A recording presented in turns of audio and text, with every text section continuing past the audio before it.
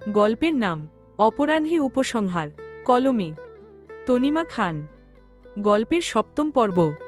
শুনেছি স্বামী স্ত্রীর এটো খেলে নাকি ভালোবাসা বাড়ে।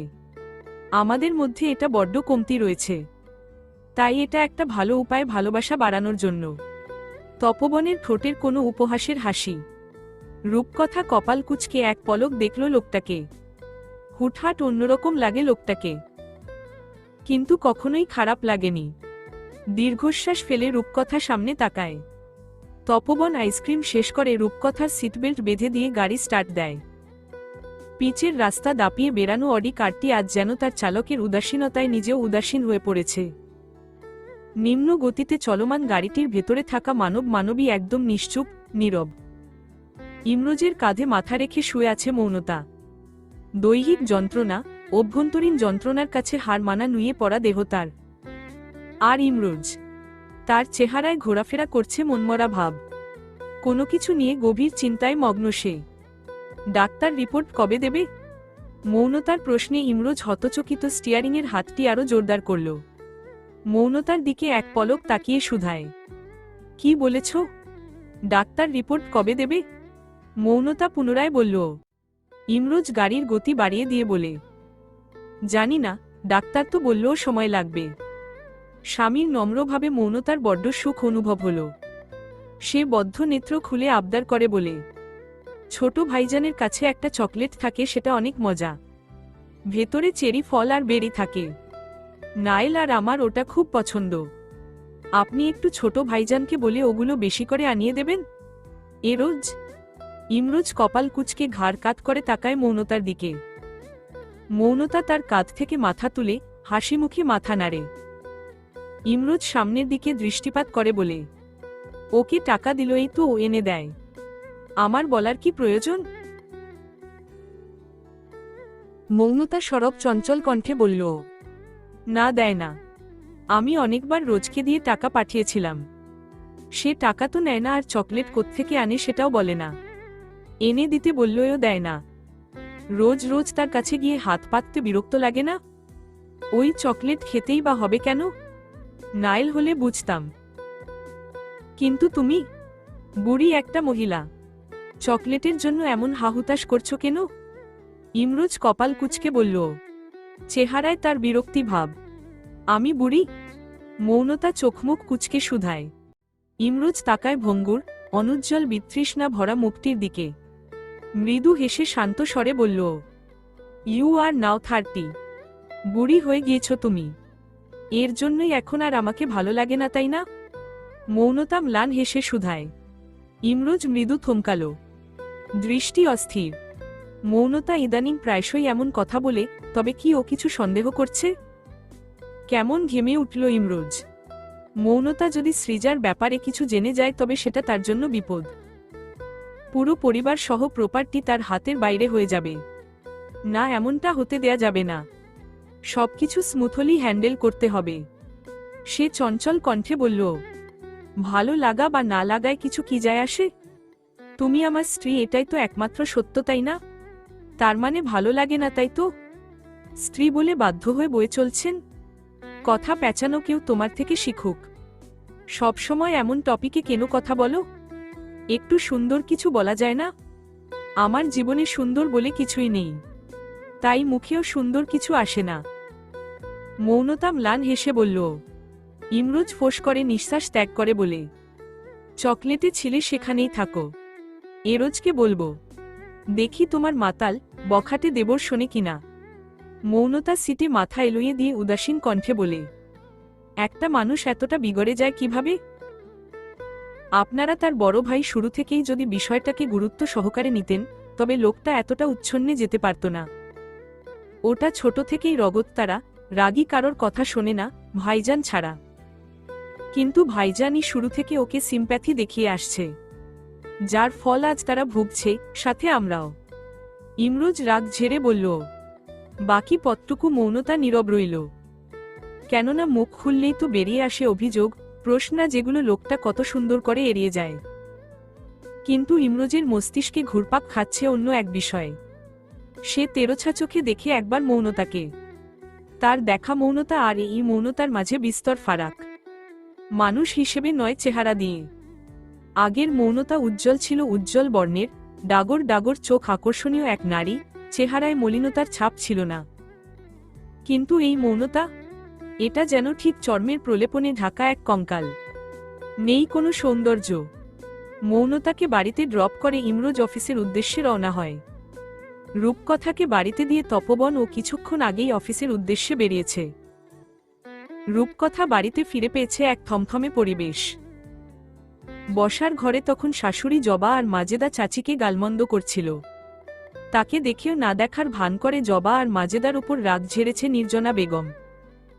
রাগ ঝাড়ার মূল বিষয়বস্তু ছিল আজ পর্যন্ত তাদের কোনোদিন কাজের লোকের হাতের রান্না খেতে হয়নি। তাহলে জবার সাহস কি করে হয় রান্না করার? এই রাগের তির্যক বাণ যে তার দিকেই ছোড়া হয় সেটা বুঝতে একটুও সময় লাগেনি রূপকথার। সে নীরবে কাপড় বদলে রান্নাঘরে ঢুকে গিয়েছে। এতদিনে মৌনতার শেখানো অনেক কিছুই সে আত্মস্থ করে নিয়েছে। তাকে করতে হয়েছে এ ছাড়া আর দ্বিতীয় কোনো পথ যে খোলা নেই তার কাছে। সে কোমরে আঁচল বেঁধে নেমে পড়ে রান্না করতে। দুটোর মধ্যে সকলে খেতে আসে, আর এই সময়টুকুর মধ্যে তাকে রান্না শেষ করতে হবে। মৌনতাও বাড়িতে এসে একটা থমথমে পরিবেশ পায়। শাশুড়িকে দেখে দেখে অভিজ্ঞ মৌনতার ও বুঝতে সময় লাগেনি শাশুড়ির অমর্ষতার শিকার হতে হয়েছে সকলকে। তাকেও উপেক্ষা করতে হয় শারীরিক অসুস্থতা। নিজের ঘর থেকে পোশাক বদলে বের হতেই নাইল সহ রোজের দেখা পায় সে। নাইল মাকে দেখতেই ঠোঁট উল্টাতে লাগলো রাগে, অভিমানে। মৌনতা ম্লান হেসে মেয়ের দিকে হাত বাড়িয়ে দেয়। নাইল নাকচ করে জেদি কণ্ঠে বলল, না, আমি যাব না তোমার কাছে। তুমি আর পাপা পচা। আমায় রেখে ঘুমাও, আমায় রেখে ঘুরতে যাও। তোমরা ভালো না, ছোট পাপা ভালো।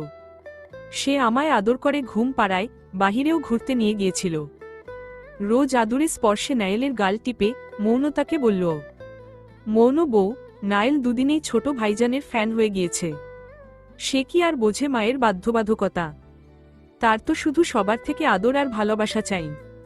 মৌনতা উদাসীন দৃষ্টিতে তাকায় রোজের দিকে। আর কেউ জানুক বা না জানুক, রোজ জানে বিয়ের পর দিন থেকে তাকে কিভাবে এই ঘর সংসার সহ ইমরোজকে মেইনটেইন করে চলতে হয়। রোজ তাকে চোখে আশ্বস্ত করে। সেও জানে মৌনতা ভালো নেই, এর জন্য কম খোঁচায়নি সে মৌনতাকে। কিন্তু সে কখনো কিছুই বলে না। রোজ ভাবল বড় ভাইজানের সাথে কথা বলবে। তার দ্বারা মৌন বউয়ের কষ্ট সহ্য হয় না। রোজের কাঁধ জড়িয়ে শুয়ে থাকা নাইলের পিঠে আলতোভাবে মাথা রাখে মৌনতা। মিহি স্বরে বলে, মাম্মা অসুস্থ মা, ডাক্তার দেখাতে গিয়েছিলাম। তুমি তো জানো সেখানে সবাইকে কত বড় বড় সুই দিয়ে গুঁতো দেয়। তুমি তো সুইকে ভয় পাও, তাই তোমায় নিয়ে যাইনি। মাম্মা সরি মা। নাইল জানে ডাক্তারের কাছে বড় বড় সুই রয়েছে। তাকে একবার ডাক্তারের কাছে নিয়ে গিয়েছিল মা বাবা, তখন এমনি গুঁতো দিয়েছিল। নিমিষেই তার রাগ উবে গেল। সেই ঝাঁপ দিয়ে মায়ের কোলে চলে যায়। রোজ মলিন হেসে বলল, সেই সকাল থেকে ছোট ভাইজানের কাছে ছিল। ভাইজান ঘুরতে নিয়ে গিয়েছিল, ডিমও খাইয়েছে। ভাবতে পারছো? রোজের শেষের কথায় বিস্ময়। একই বিস্ময় মৌনতার চোখে মুখেও দেখা গেল। কেননা নাইলকে তারা ধরে বেঁধেও ডিম খাওয়াতে পারে না। সে বিস্ময় নিয়ে শুধায়, কি বলো রোজ? ও ডিম খেয়েছে? আমার চোখের সামনে খেয়েছে মৌন বউ। আর একটুও ঝামেলা করেনি। ভাইজান দিয়েছে আর সে খেয়েছে। রোজ হাসি মুখে বলল। মৌনতা শানিত দৃষ্টিতে তাকায় মেয়ের দিকে।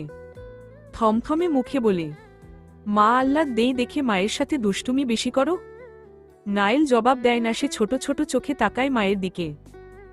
মৌনতা মেয়েকে নিয়ে নিচে নামে। রোজ ও তাদের সাথে পা মিলিয়ে শুধায়, ডাক্তার কি বলেছে মৌন বউ? রিপোর্ট দেয়নি রোজ। কতগুলো টেস্ট করালো। বলেছে রিপোর্ট দিতে দেরি হবে। মৌনতা পা টেনে টেনে সিঁড়ি বেয়ে নামতে নামতে বলল, দেখেছ অসুখ জমতে জমতে কত রোগ জমা হয়েছে। এরপরেও শরীরের প্রতি তোমার এত উদাসীনতা। মৌনতা তার কথার প্রত্যুত্তরে কিছু বলল না। প্রসঙ্গ পাল্টে জিজ্ঞাসা করে, ঘরে কিছু হয়েছে? রূপকথা কখন এসেছে? মেয়েটা কি খুশি ছিল গতকাল থেকে জানো? আমাকে বারবার বলছিল তাকে পড়তে দেয়া হবে। ভাইজানের প্রতি আমার সম্মান আরও এক ধাপ বেড়ে গেল। অতটুকু মেয়েটাকে সংসারে এই গণ্ডিতে আটকে না রাখায়। যার এত আগ্রহ সে নিশ্চয়ই ভালো কিছু করবে, কিন্তু আমার ভয় হচ্ছিল আম্মা এই বিষয়টা মোটেই ভালো চোখে দেখবে না। রোজের চোখে মুখে বিতৃষ্ণা মায়ের প্রসঙ্গ উঠতেই। মায়ের সাথে তার বনিবনা কখনোই সুন্দর ছিল না আর না আছে। সে বিতৃষ্ণা ভরা কণ্ঠে বলল, সেটাই হয়েছে দেখো গিয়ে। পড়াশোনার নাম শুনলে তো তার অঙ্গ ঝলসে যায়। মৌনতা তার দিকে তাকিয়ে বলে, কারণ ছাড়া তো আর এমন করে না। মানুষ ভাগ্যের দুয়ারে লাথি খায় একবার বারবার তো আর না। সব মানুষ একরকম হয় না মৌন বউ। তোমার কি মনে হয় আমায় পড়াশোনা করালে আমি উচ্ছন্নে চলে যাব? কোনো ছেলের হাত ধরে পালিয়ে যাব? রোজ রেগে বলে। মৌনতা দীর্ঘশ্বাস ফেলে তার কনুই টেনে নিয়ে যায় রান্নাঘরের দিকে। 4 চুলোয় 4 ধরনের রান্না বসানো। রূপকথা ব্যস্ত গতিতে রান্নার কাজ করছে। রান্নাঘরের দরজায় সদ্য দাঁড়ানো মৌনতা বধূরূপী এই দায়িত্বশীল রূপকথাকে দেখে হাসল। আর চিন্তা নেই, এবার সে না থাকলেও এই সংসারটির হাল ধরার জন্য কেউ রয়েছে। নায়েলকে রোজের কোলে দিয়ে সে ভেতরে ঢুকতেই জবা হই হই করে উঠে বলতে শুরু করল আজকের পুরো কাহিনী। সব শুনে মৌনতা বুঝল রোজের কথাই ঠিক। রূপকথার পড়াশোনা নিয়ে শাশুড়ি ঝামেলা করেছে। সব বলে পেটের গুড়গুড় থামিয়ে জবা হাফ ছেড়ে আতঙ্ক জর্জরিত কণ্ঠে বলল, ভাবি যান, চাচি কইছে ছোট ভাইজানের ঘর থিকা নোংরা কাপড় চোপড় আইনে ধুয়ে শুকাইতে দিতে। কিন্তু কথাটা হইল আমি ওই ঘরে একলা যাইব কিভাবে কন? ওই ঘরে ঢুকলে আমি তো আমার পরান্ডা আস্ত লইয়া বাইর হইতে পারুম না। ছোট ভাইজান আমারে দেখলেই যেইভাবে তাকায় মনে হয় যেন আমার আত্মা বাইর হইয়া গেল। আফনে কিছু করেন। বড় ভাবিরে কত কইলাম আমার সাথে চলেন, সে যাইব না। তার নাকি মেলা কাজ আছে। রোজ আফারে কইছি হে জমিদারি দেখায়, এগুলো নাকি আমার কাজে করব কেন? মৌনতা সরু চোখে তাকিয়ে খলবলিয়ে উঠে বলল, জবা সবসময় এমন বাড়াবাড়ি তোর? তুই যদি ভালো হয়ে চলিস, ভাইজান তোকে কেন কিছু বলবে? তুই যাবি, চুপচাপ কাপড়গুলো নিয়ে বের হয়ে আসবি। যা, এত বাড়তি কথা বলবি না। আফনেও এমন করতাছেন আমার লগে? জবার আহত কণ্ঠস্বর। মৌনতা পাত্তা দেয় না। সে গম্ভীর গলায় বলল, দেরি না করে তাড়াতাড়ি যা। বেলা গড়িয়ে গেল, কখন ধুবি আর কখন শুকাতে দিবি? আম্মা আবার চিৎকার চেঁচামেচি করবে। নিরুপায় জবা হাত ছেড়ে ভালো করে ওড়না জড়িয়ে উপরের দিকে পা বাড়ায়। মনে মনে সকলকে গালমন্দ করতে ভুলল না। মৌনতা রূপকথার সাথে কাজে হাত বাটায়। ডাক্তার কি বলল ভাবি? রূপকথার প্রশ্নে মৌনতা হেসে বলল, আজ সবাই আমায় হাঁটতে বসতে এটাই জিজ্ঞাসা করবে। আমি অনেক জ্বালাচ্ছি তাই না? রিপোর্ট দেয়নি। তবে তেমন কিছুই হয়নি আমি জানি। চিন্তা করো না। সত্যিই মৌন বউ, তুমি অনেক জ্বালাও। কতদিন হলো তোমার সাথে ঠিকঠাক করে ঝগড়া করি না। রোজের বলার সাথে সাথে বিকট এক শব্দ ভেসে আসে রান্নাঘরে। মৌনতা সহ রোজ রূপকথা ছুটে বেরিয়ে আসে বসার ঘরে। একটা ভাঙা বালতি পড়ে আছে সেখানে। আওয়াজটা উপর থেকে এসেছে। তারা উপরে তাকাতেই জবার চিৎকার ভেসে আসলো, মাইজ্জা ভাবিজান বাঁচান নন। মৌনতা অতিষ্ঠ ভঙ্গিতে মাথা নেড়ে রোজকে বলল, এই মেয়েটা আবার কি করেছে? সে কি শুধু শুধু ভাইজানের থেকে বকা খায়? দেখো কি করেছে। রোজ দাঁত কিরমির করে বলল। জবা এক প্রকার উঠতে উঠতে নিচে নামছে খালি হাতে। সরব ভেসে আসে এরোজের ক্ষিপ্ত কণ্ঠ, আম্মা, আম্মা। চিৎকার চেঁচামেচিতে নির্জনা বেগমও বেরিয়ে আসে। ছেলের দিকে তাকিয়ে চিন্তিত কণ্ঠে শুধায়, কি হয়েছে এরোজ, চিৎকার করছো কেন? জবার দিকে রোষাগ্নি দৃষ্টি নিক্ষেপ করে এরোজ চিবিয়ে চিবিয়ে বলল, আম্মা, ওই জবাকে যদি আমি আর একদিন আমার ঘরে দেখেছি, ওর হাত পা ভেঙে দেব আমি। তখন আমায় কিছু বলতে পারবে না। ওকে সাবধান করবে। আমার ঘরে ঢুকলেই ও এইটা ধরবে। ওর কত বড় সাহস! নির্জনা বেগম রাগান্বিত দৃষ্টিতে তাকায় জবার দিকে। জবা কাচুমাচু করে রান্নাঘরে এক ছুট লাগায়। পর মুহূর্তটা আবারও জবার গালমন্দের উপর কাটল। সকলে দীর্ঘশ্বাস ফেলে পুনরায় রান্নাঘরে আসে।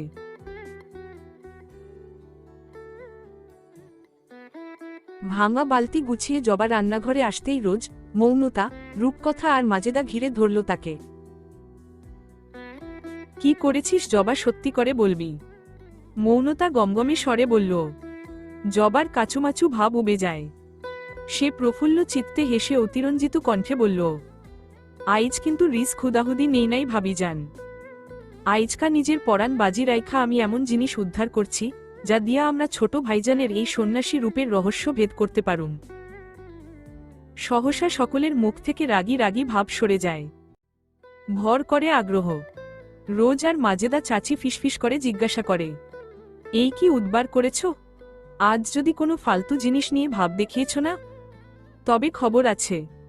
আরে না না, আইজ ঝাঁকানাকা জিনিস উদ্বার করছি। আইজ তো যাই নাই ছাড়ুম ক্যাডা ছোট ভাইজানের ভালোবাসার মানুষ। বলেই জবা লাজুক হাসল। এইসব ভালোবাসা নিয়ে কথা বলতে তার লজ্জা করে। সকলে উৎসুক জনতার ন্যায় তাকিয়ে আছে জবার দিকে। জবা কামিজের নিচ থেকে একটা কিছু বের করতেই রোজ মুখ বিকৃত করে নেয়। জবা একটি নোটবুক বের করে সেটি মুখের সামনে তুলে ধরে। এই দেখছেন, এইখানেই আছে ভাইজানের ভালোবাসার মানুষের নাম। রোজ এক প্রকার ছিনিয়ে নেয় নোটবুকটি। সকলে গোল হয়ে দাঁড়িয়ে উকি দিয়ে তাকায় নোটবুকটির দিকে। প্রথম পৃষ্ঠা খুলে রোজ জোরে জোরে পড়তে শুরু করল কিছু গোটা গোটা অক্ষরের বুনন। ক্ষণপরিচিত আমারা। এই ক্ষণকালের পরিচয় কখনো আমাদের কথা হয়নি, অনুভূতির লেনাদেনা হয়নি, প্রেম হয়নি, তবুও এই ক্ষণপরিচিত তুমিটা আমি হয়ে রয়ে গেলে কেন? এই আমিটাতে আমি নিজেকে খুঁজে পাই না। আমি তোমায় ভালোবাসি। কতটা ভালোবাসি এটা তখন অনুভব করতে পারলাম যখন তুমি আমার জন্য নিষিদ্ধ হয়ে গেলে। দেখো আজ কত বর্ষ কাটিয়ে ফেললাম, নিজেকে হারিয়ে ফেললাম, তবুও তোমায় ভুলতে পারলাম না। কেন তুমি এত শক্তিশালী খনিকা? একনাগারে এতটুকু পড়ে রোজ থামল। উপস্থিত সকলে একে অপরের দিকে গোল গোল চাহনিতে তাকায়। অতঃপর সকলের নাসারন্ধ্র থেকে দীর্ঘশ্বাস বেরিয়ে এলো। মৌনতা হতাশার নিঃশ্বাস ফেলে চুলোর তরকারি দেখতে লাগল। রূপকথাও মিটিমিটি হাসছে। রোজ খেপে গিয়ে বলল, জবা আপা, কোথায় তোমার ভাইজানের ভালোবাসার মানুষের নাম? খনিকা, এটা তো কোনো নামই না। জবা ডাগর ডাগর চাহনি ফেলে হড়বড়িয়ে বলল, আফনের কি চোখে সমস্যা আফা? আরও যে পৃষ্ঠা আছে সেইগুলি পড়বেন না? রোজ আর চোখে তাকায়। সে পৃষ্ঠা উল্টিয়ে দ্বিতীয় পৃষ্ঠা বের করে। সকলের কান পুনরায় সচকিত হয়। নিজের জন্য বধূ সাজে তোমায় দেখার আকাঙ্ক্ষায় ব্যাকুল আমার, সকল ব্যাকুলতা ম্লান হয়ে যায় তোমায় অন্য কারোর বধূ সাজে দেখে। কি নিদারুণ যন্ত্রণা! আমি তোমার সেই মোহনীয় রূপ আজও ভুলতে পারি না। চোখ বুঝলেই হাহাকার জুড়ে দেয় অন্তরাল, তুমি আমার নও। অথচ আমি তোমায় নিয়ে শেষ নিঃশ্বাস অবধি ভেবে নিয়েছি। সকলের উৎসুক মুখশ্রী ম্লান হয়ে যায় এতটুকু পড়ে। ভালোবাসার মানুষটিকে না পাওয়ার বেদনা সকলে বিমর্ষ হয়ে গেল। বিমর্ষ রূপ নিয়েই রোজ পরের পৃষ্ঠা উল্টায়। কতটা ভালোবাসি কখনো পরিমাপ করা হয়নি, আর না করার সাহস হয়েছে। তুমি যে নিষিদ্ধ আমার জন্য। যেই মুখটিকে দেখার জন্য আমার তৃষ্ণার্ত আখিদয় সর্বদা অস্থির চঞ্চল থাকত, আজ সেই মুখটির দিকে আমার তাকানো নিষিদ্ধ। রোজ পরবর্তী পৃষ্ঠা উল্টায় এবং পুনরায় নিভৃন্ত কণ্ঠে পড়তে শুরু করে। কাকডাকা ভোরে অপেক্ষা করতাম কখন তুমি একগোছা চুল খুলে রেখে বারান্দায় আসবে, আর আমি মুগ্ধ হয়ে দেখব। তুমি কি জানো, আমি যেখানেই যাই না কেন সবসময় সেখান থেকে চুলের ব্যান্ড আর চিরুনি কিনতাম। আমার কাবার্ডের দুটো ড্রয়ার ভরে গিয়েছে এগুলো কিনতে কিনতে। কত সুন্দর সুন্দর বকলিপ কিনেছি। আমি প্রহর গুনছিলাম কখন ওই চুলগুলো ছোঁয়ার, যত্ন করে নিজের কেনা বকলিপগুলো তোমায় পরিয়ে দেওয়ার অধিকার পাব। কিন্তু দেখো আমার অপেক্ষারা ফুরায় না, কেননা এগুলোকে তোমার চুলে দেখতে পাওয়া আমার জন্য এখন স্বপ্ন। এমনি এক কাকডাকা ভোরে তোমায় যেদিন ভেজা চুলে দেখলাম, আমার চোখ ঝলসে গেল। গলার কাছে কি যেন দলা পাকায়। মনে হয় যেন প্রাণটা এখনই বের হয়ে যাবে, কিন্তু সেখানেও সৃষ্টিকর্তার নারাজি। সে আমায় মরতে দেবে না এত সহজে, তোমায় ভুলতে দেবে না এত সহজে। শক্তিশালী নেশা দ্রব্য ও আমায় তোমার ভাবনা থেকে মুক্তি দিতে পারে না। তুমি শক্তিশালী, শক্তিশালী তোমার দেয়া ক্ষণকালের সেই অনুভূতি, যা লালন করে আমি আজন্ম কাটিয়ে দিতে পারব। তবে পথচলাটা একটু কষ্টকর। তুমি থেকে যাও এভাবে আমার রূপা। বাক্যটি সম্পূর্ণ করার আগেই এক বিকট হুঙ্কারে রোজসহ স্তম্ভিত মৌনতা হকচকিয়ে উঠল। জবা, জবা, আমার নোটবুক কোথায়?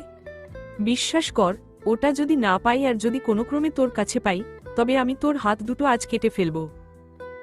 এরোজের হুমকিস্বরূপ কথায় সকলে বড় বড় চোখ করে তাকায় একে অপরের দিকে।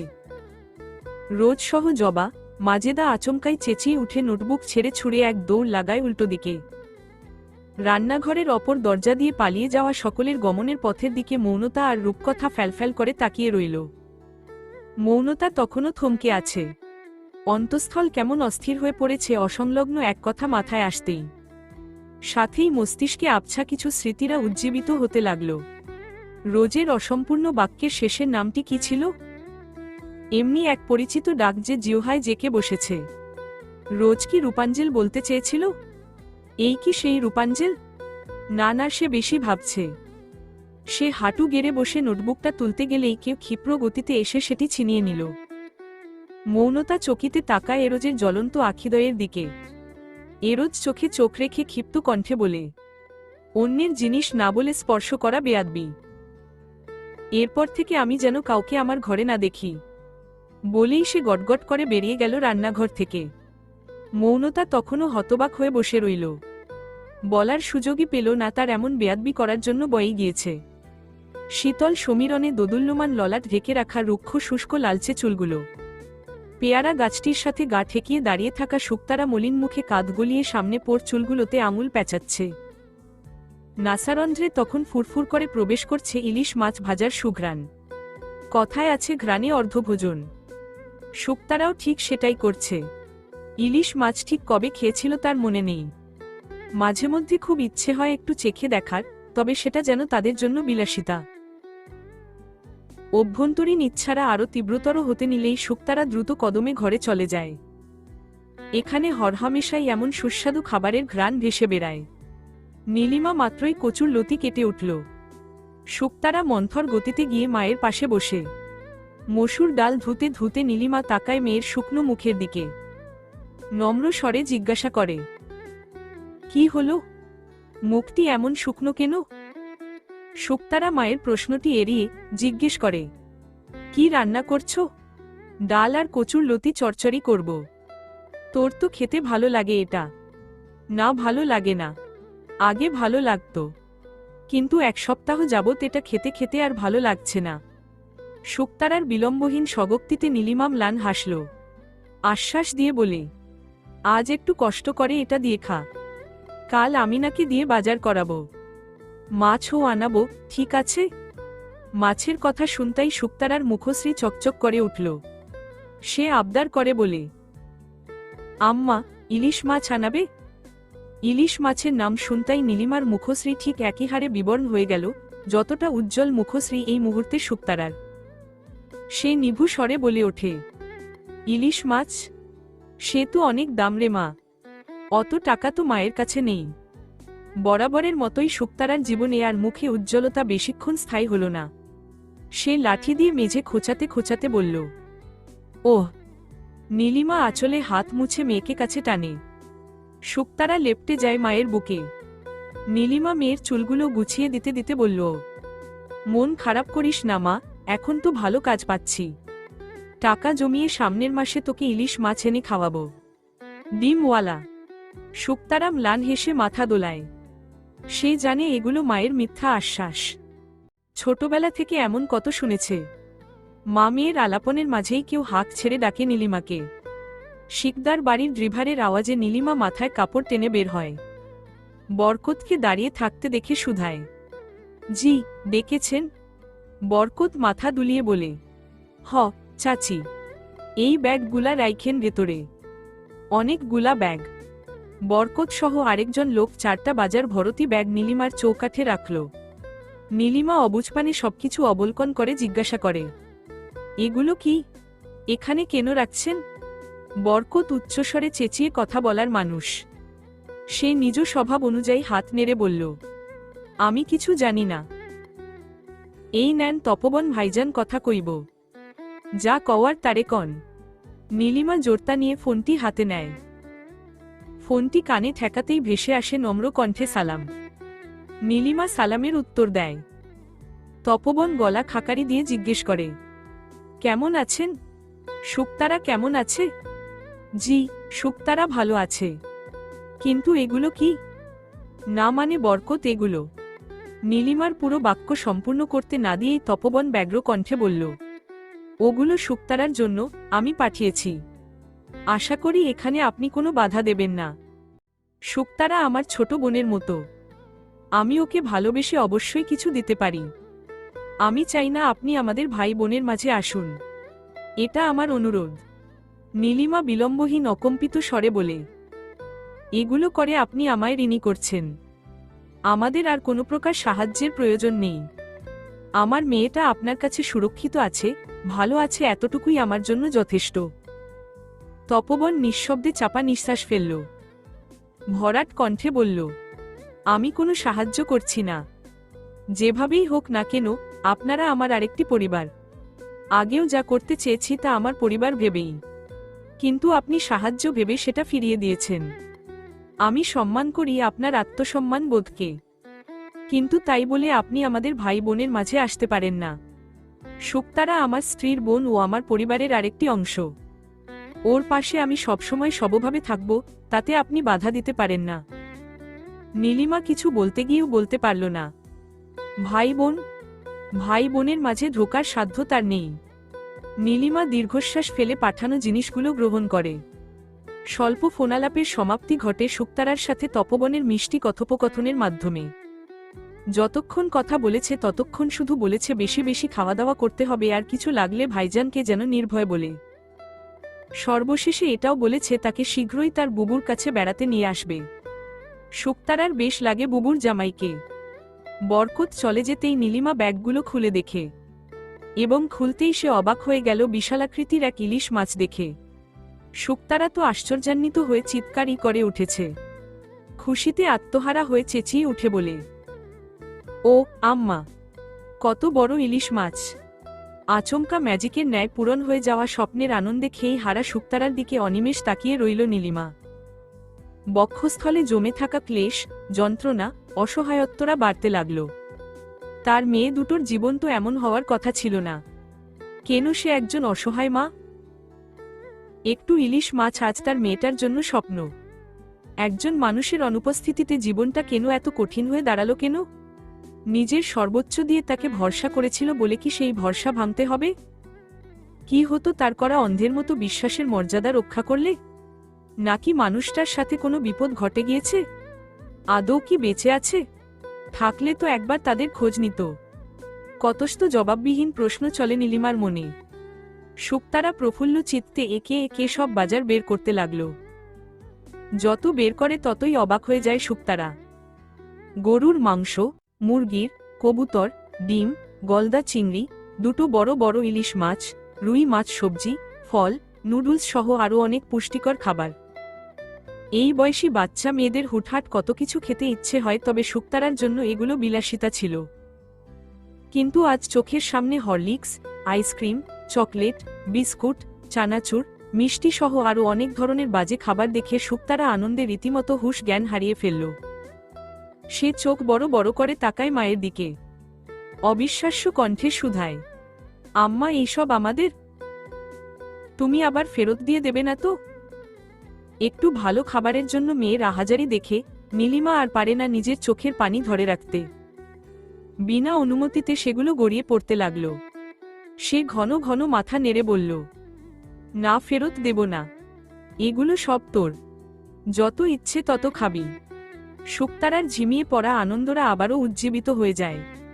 সে চঞ্চল কণ্ঠে বলল, আম্মা, তাহলে একটু তাড়াতাড়ি রান্না করো না। 1টা বেজে গিয়েছে। রান্না করতে সময় লাগবে না? নীলিমা চোখের পানি মুছে সেগুলো নিয়ে উঠে দাঁড়ায়। হাসি মুখে বলে, সময় লাগবে না, আমি তাড়াতাড়ি রান্না করে দেব। আমি এগুলো গুছিয়ে রাখি আম্মা। শুকতারার উচ্ছ্বসিত কণ্ঠ। নীলিমা সায় জানাতেই শুকতারা ব্যস্ত হয়ে পড়ে খাবারগুলো গুছিয়ে রাখতে। নিজের অফিস কক্ষে বসা তপবন প্রশান্তির এক নিঃশ্বাস ফেলল। সে বোঝে কথার মনের অবস্থা। সে তো কখনো এরোজ, ইমরোজ আর রোজকে ছাড়া কোনো আনন্দ উপভোগ করতে পারে না। সেখানে দুই বোন, একজন ভালো খাচ্ছে আরেকজন খাবারই পিচ্ছে না, তার অনুভূতি ঠিক কেমন হয়। তবে কথার মা কখনোই রাজি হয় না সে কোনো সাহায্য করতে চাইলে। এর আগেও সে বলেছিল কাছারি ঘরে না থেকে তাদের দালান সংলগ্ন ভাড়ার ঘরে থাকতে, কিন্তু নীলিমা সাফ না করে দিয়ে বলেছে সে ওই ঘরের ভাড়া বহন করতে পারবে না, তাই ওই ঘরে থাকবে না, আর বিনা ভাড়ায় তো থাকবেই না।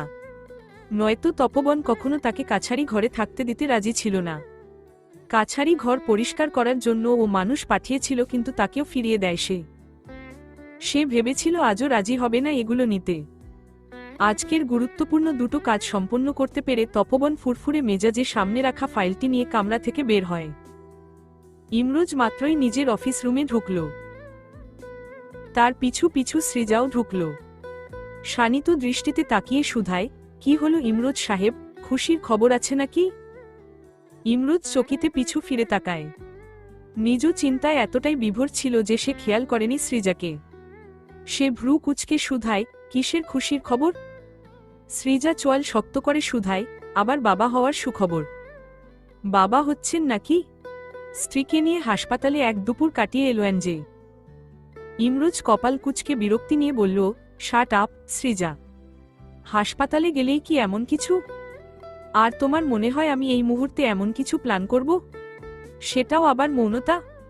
তুমি হলে একটা কথা থাকতো, ওর মাঝে আছে কিছু, হাড়ের উপর চামড়া ছাড়া তার মাঝে আর কিছু নেই। সারাদিন অসুখ অসুখ শুনতে শুনতে আমার মেজাজ খারাপ হয়ে গিয়েছিল, তাই হাসপাতালে নিয়ে গিয়েছিলাম। সৃজার আতঙ্ক জর্জরিত বুকটা নিমিষেই হালকা হয়ে গেল। সে নরম হয়, চোয়াল বিস্তৃত করে মৃদু হেসে এগিয়ে যায় ইমরোজের কাছে।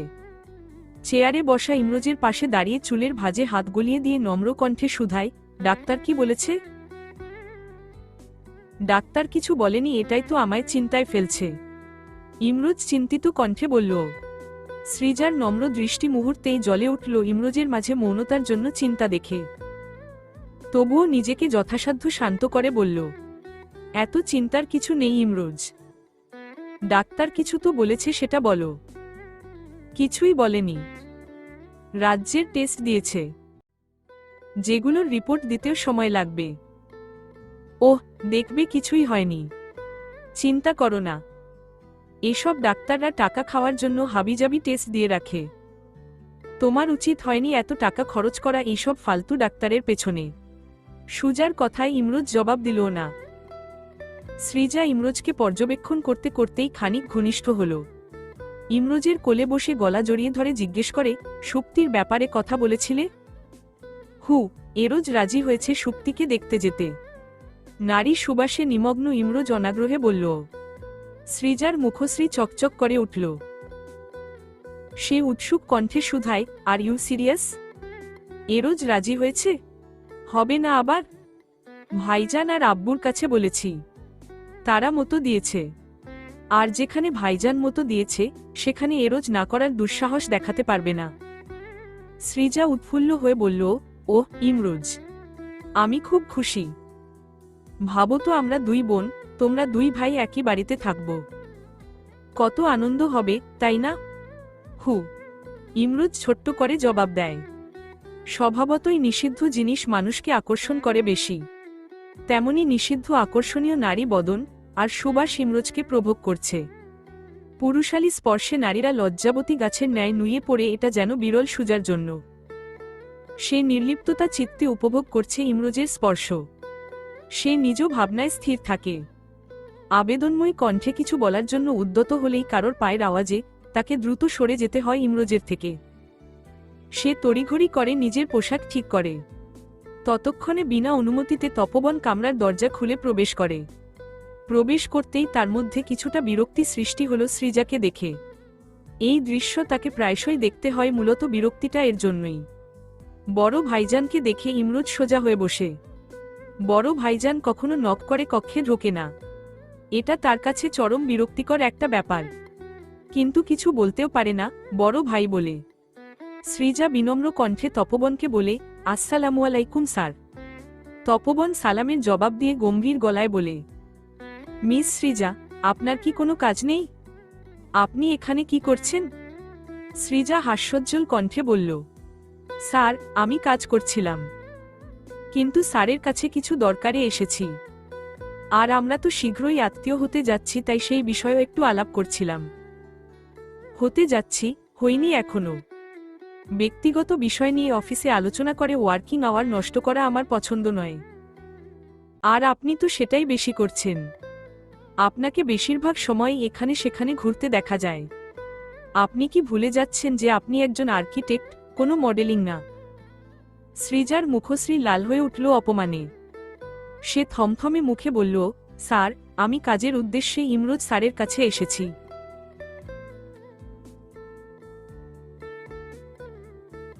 আপনার কাজ ইমরোজের তত্ত্বাবধায়নে থাকা কাজগুলো করা, নাকি সারাদিন ইমরোজের সাথেই থাকা?